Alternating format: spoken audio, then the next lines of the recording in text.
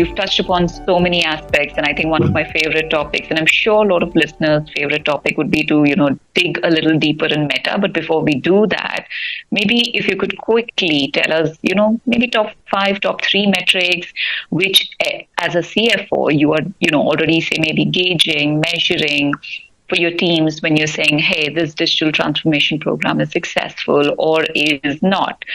So are there some metrics which are measurable? Sure. I would say metrics that monitor the customer experience level, very, very important. Metrics that measure the speed of technology or platform adoption by the customers. KPIs that measure the revenue and market share growth that the digital transformation initiatives promised. Productivity improvement metrics, very important because service delivery, as I explained, is critical. You can't go and promise the moon to the customer and then fail in delivering it.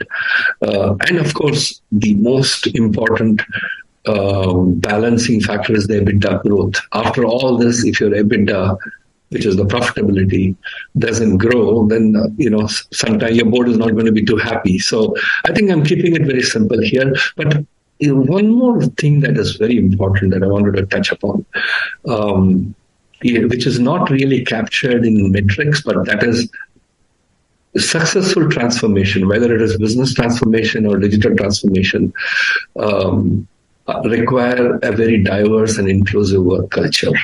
So I think I cannot underline the importance of this more. And a lot of people think, I have got a consultant, HR is pushing the diversity and inclusiveness program. No, you're not doing anybody a favor by adopting diversity and inclusiveness. It is a necessity because how else will you understand the customer base? Your customer base is very diverse. They have different segments. And in order to capture all the requirements, you need a similar diverse work environment who can understand that. So a lot of people think it's a burden. No, it is a necessity in today's world. And the best way to capture the market is to have a very diverse workforce, whether it is gender diversity, diversity of nationality, diversity of ideas, innovation. They are critical. So I just wanted to, and these may not be easily measurable, but it has to be in one of the KPIs. Absolutely. And I think you're touching upon all of my favorite topics. So I don't know which one now to go into, but like I had promised, I want to first go into Meta and then, talk about, and I think there needs to be a podcast by itself on diversity and hearing your views on it. But at the same time, I think, like I mentioned, first I'm here, very, very keen to kind of know, how do you think the dawn of AI, metaverse has impacted our digital transformation journey? See, we have to look at it in the context of the maturity of organizations. So if there is an organization where even the basic data is not captured correctly, it has manual processes, all the touch points are very physical, it needs to approach digital transformation in a phased manner. The phase one is to make sure that you digitize all the routine processes, tasks, activities, so that there is speed and efficiency. Once you have managed to digitize to the level required to be able to offer the faster service to the customer, then you need to think on how do I leverage machine learning, AI, which enables my machine to learn, understand, analyze, and give intelligent solutions on its own. So that's the AI part that comes in. So the first part is important. So there are organizations which are very, very mature. So they need to not try and jump to Meta or AI in the first phase. I'm not saying you can't work modularly. You can, while you are automating and digitizing certain elements of your business, you can start looking at how fast AI can help you. I mean, that's the agile mindset that everybody talks about. But ideally, you should first ensure that the data is captured by the organization, it is digitized, the processes are automated, touch points are digitized. That gives you the speed and efficiency that then allows you to then go to the next level of leveraging AI. there is a lot of fluff here, especially when it comes to predictive analytics and AI. So it's very important to be very practical and crystal clear about what do I want out of AI or ML or all the new technologies that is going to help me take intelligent decisions, right? Or allow the machines to take decisions. What I have understood is you need to be very clear from a business point that these have to either allow you to improve your lead generation process, because end of the day, that's what gives you growth.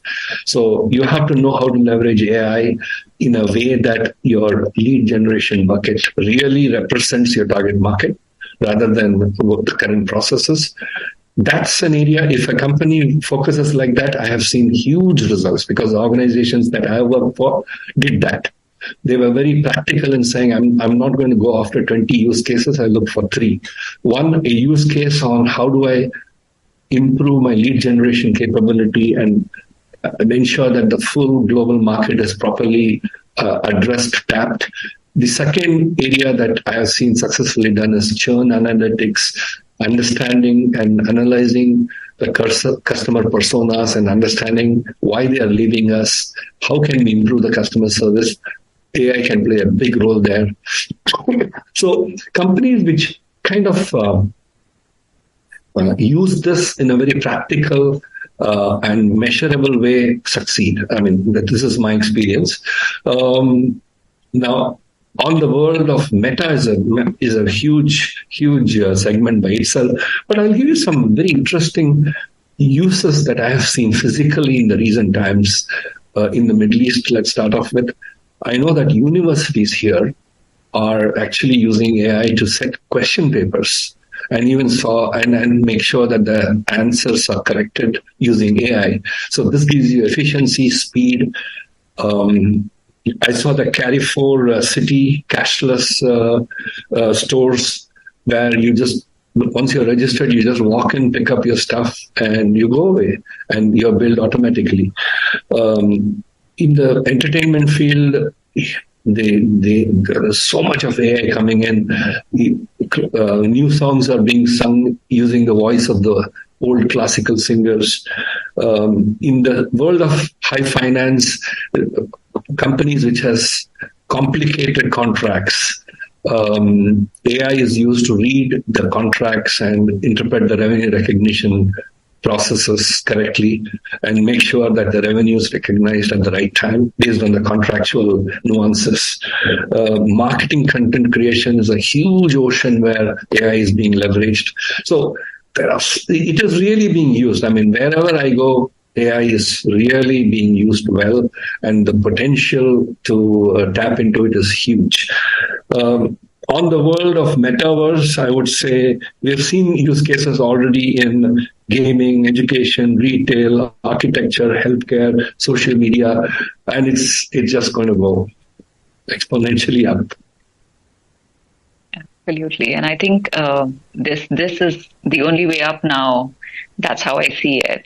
I think one of the aspects that I'd like to kind of touch upon, if that's okay with you, is about AI. And you did mention a lot about, how this is helping you in the finance space. Do you want to maybe elaborate a little more for everybody who are maybe even the entrepreneurs, the CXOs themselves, finance leaders, just so that they understand how you're seeing and which are the use cases which you're really seeing the benefits of. I think you've spoken about education, which is really like amazing. But at the same time, in the finance space, I think would be nice for you to touch upon, if that's okay with you. No, we are. I think I have implemented RPA for all routine processes, and AI we are looking at AI for revenue recognition, where it reads our contracts and tells us at what milestone, how much revenue has to be recognized and why, because this ensures that your financials, your management accounting is consistent. There is no human judgment here, because you don't want a situation, especially if you're a listed company, where the judgment of that person. He booked X amount of revenue and then he had to reverse it the next month. AI ensures that it reads the rules of recognition correctly and applies it on the contract. This is a very good use case. And there are quite a few which we are working on. I know that our auditors, the big four, they have AI. So in the past, the audit was a very long, tedious process. Now you dump the full data into their AI mechanism, and it tells you if there are disconnects, mismatches, and it says this is a red flag because your balance sheet is saying this, but your report is saying this. So AI is being used a lot in the world of audit, finance, accounting. Absolutely. Thanks so much for that. In a nutshell, what are the main takeaways or lessons that you've learned from implementing a successful digital transformation journey in any of the organizations that you've been associated with? I think, as I said, successful digital transformation requires it to be top-down driven by the board and CXOs, can't be delegated. CXOs have to build the knowledge before they come up with a digital transformation roadmap. Just pushing it down to consultant won't work because the consultant doesn't understand the business nuances. Customer experience should be at the core of all digital transformation. That's a non-negotiable area. Digital transformation has to be done with the outside-in view rather than an inside-out view. Inside-out view is the classical view where I say, I have invested in Oracle or SAP, and I have different CRM softwares like Salesforce or something else. I need to upgrade it. I need to tap into the different modules in these. No, you don't. If you start with what you have and the upgrades are called digital transformation, no. You should start with the market and the customer and the changing customer needs. And then you have to walk backwards. Is my digital systems capable of servicing those requirements at the speed at which the customer wants, at the quality at which the customer wants? I think that's a very, very important part. And as I said, I can't underline the importance of ensuring that the commercial teams, the sales, the customer-facing teams take full ownership and not just push it down to the IT, because IT will not have the business visibility, the end-to-end visibility. So I would say these are some of the important, let's say, lessons or takeaways. Which is fabulous. I think thank you so much, Ramesh, for being on the show with us. We've learned so much from you, a great deal about your personal anecdotes, plus the digital transformation. Absolutely love hearing you speak, and I enjoy thoroughly our conversation. So thank you so much for joining us. You're welcome. Thank you, Meera. Thank you for giving me this opportunity, and wish you all the best. Thank you. Thank you so much, Ramesh.